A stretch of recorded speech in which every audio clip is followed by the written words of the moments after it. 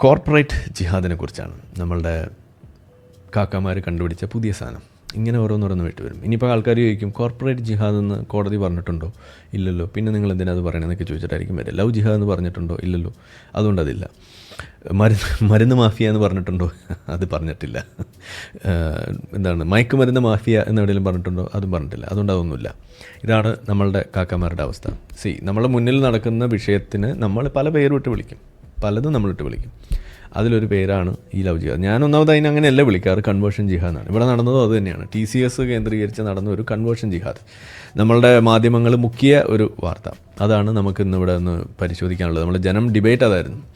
ഇസ്ലാമിനെ പേപ്പട്ടി മതമാക്കുന്നത് ഇത്തരത്തിലുള്ള ചില കാര്യങ്ങളാണ്. അതാണ് നമ്മളെപ്പോഴും പറയാറുള്ളത്. അതായത് ഇപ്പോൾ TCS പോലെയുള്ള കമ്പനീസ്, ഒരുപാട് കമ്പനീസ് ഉണ്ട്, പല MNCs ഇതുപോലെ ഉണ്ട്.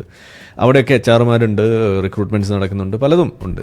പക്ഷേ വേറെ ഏതെങ്കിലും മതവിഭാഗങ്ങളോ അല്ലെങ്കിൽ ഏതെങ്കിലും കൂട്ടരോ സ്വതന്ത്ര ചിന്തകർ ഇതേപോലെ HR-മാരായി ഇരുന്നിട്ട് മതം വിശ്വാസികളെ മുഴുവൻ തള്ളുന്നു, എന്നിട്ട് വിശ്വാസമില്ലാത്ത ആളുകളെ മാത്രം എടുക്കുന്ന ഒരു അവസ്ഥയൊക്കെ ഉണ്ടായാൽ എന്തായിരിക്കും അവസ്ഥ എന്ന് ആലോചിച്ച് നോക്കും.